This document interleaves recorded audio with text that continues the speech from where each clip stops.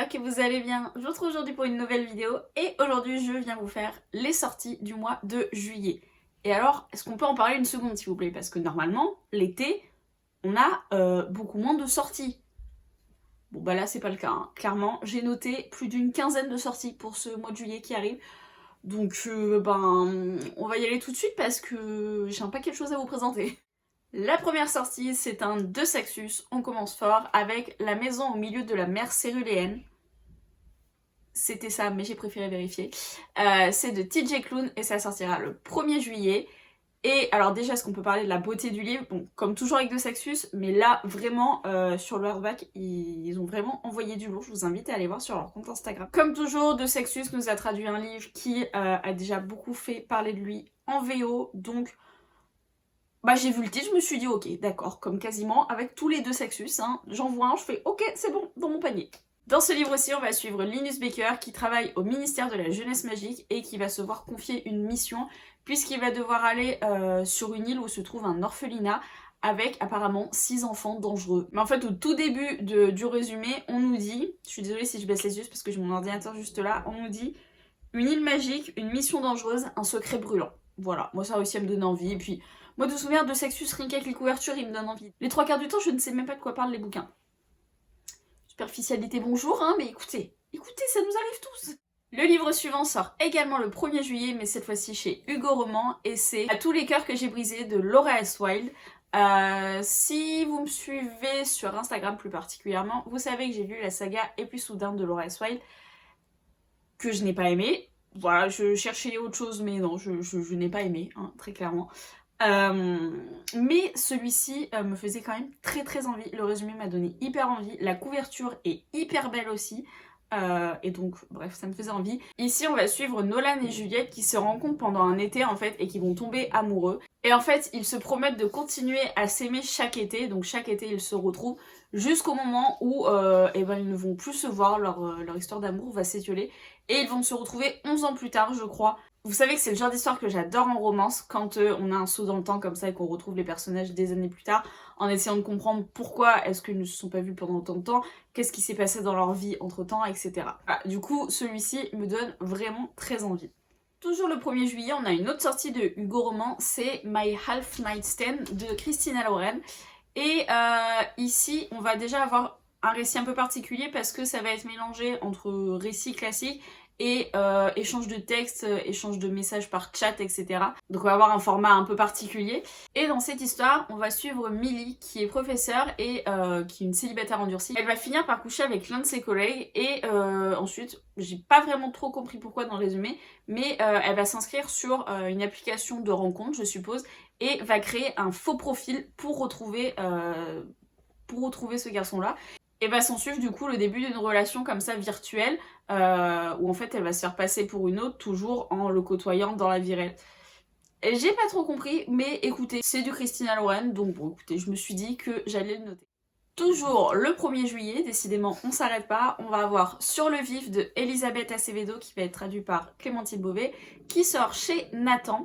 Et déjà pareil, couverture magnifique, j'adore. Et ici, on va suivre une jeune fille qui est maman d'une petite fille de 2 ans qui est toujours au lycée et qui va aider sa grand-mère à payer ses factures, qui va devoir faire plein de choses en fait pour mener sa vie de front, quitte à laisser un petit peu son rêve de côté. Son rêve qui est de faire de la cuisine, de devenir chef d'un restaurant, jusqu'au jour où un cours de cuisine va ouvrir dans son lycée et elle va décider de s'y inscrire et à voir du coup où est-ce que ça va la mener. Et peut-être que finalement elle pourra enfin réaliser son rêve. Toujours le 1er juillet, mais cette fois-ci chez PKJ, on a Stay Gold de Toby McSmith. Tout ce que je sais, c'est qu'ici on va être dans un lycée et on va suivre un jeune garçon qui est transgenre. Il va rencontrer une fille, tomber amoureux d'elle et on va voir un petit peu comment il va s'en sortir avec ses doutes, ses questions, savoir comment est-ce qu'il va lui dévoiler le fait qu'il soit transgenre. Je ne sais pas si je le lirai parce que c'est pas forcément mon genre de livre de prédilection, mais comme je vous l'avais déjà dit dans une ancienne vidéo avec un autre livre qui parlait de transidentité, je ne sais plus ce que c'était, mais je trouve ça important d'en parler et important de citer qu'il existe ce genre de livre. Décidément, vraiment, ça ne s'arrête pas, hein. Toutes les sorties sont le 1er juillet, le reste du mois, il n'y a plus rien. Du coup, à nouveau chez Nathan, on a Ne vous fiez pas aux apparences de Tess Sharp, qui sort donc le 1er juillet, comme toujours.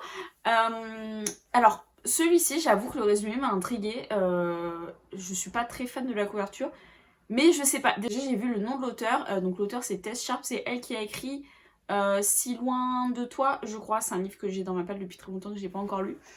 Bref, ça m'a intriguée, donc j'ai voulu aller lire le résumé. Et je sais pas, ça m'a donné envie.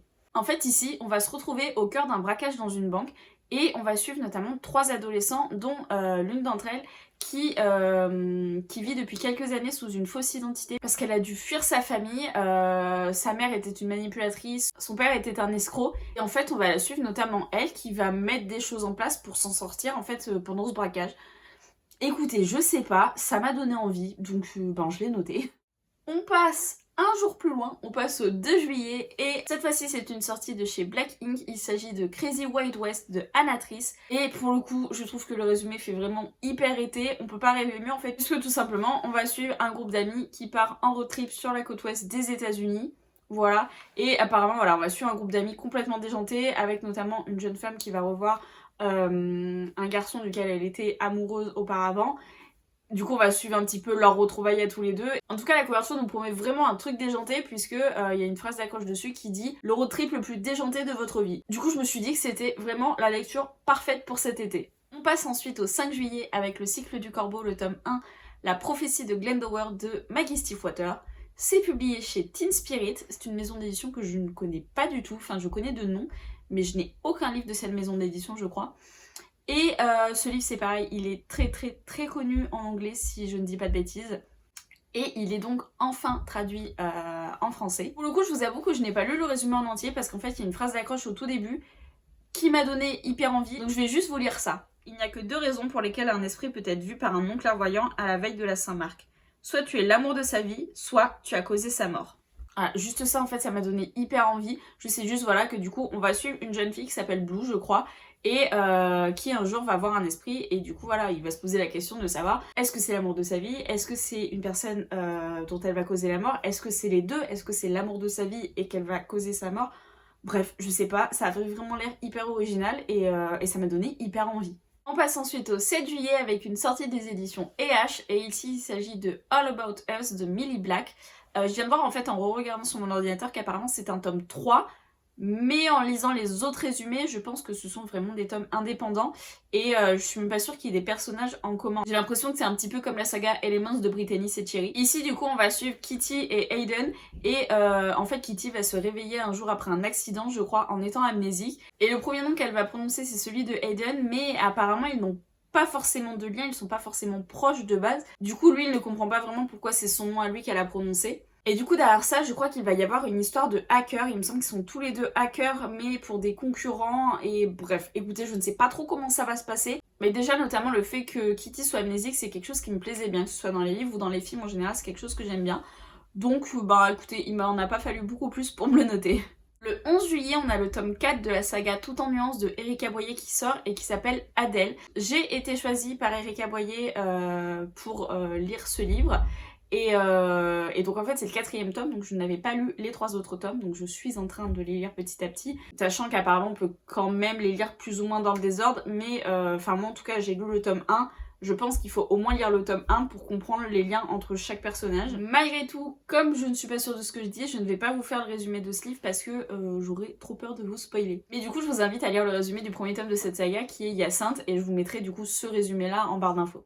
Ensuite, le 17 juillet, on a Heartbreaker de Lina Hope qui sort, je crois, en auto-édité parce que je n'arrive pas à trouver une maison d'édition, donc je pense que c'est de l'auto-édité. Dans cette histoire, on va suivre Zeppelin qui va être amené à devoir vivre en colocation avec son frère Ezra pendant un certain temps, sauf que son frère est aussi en colocation avec un autre jeune homme. Il se trouve que ce jeune homme en question est celui qui a brisé le cœur de Zeppelin il y a quelques années.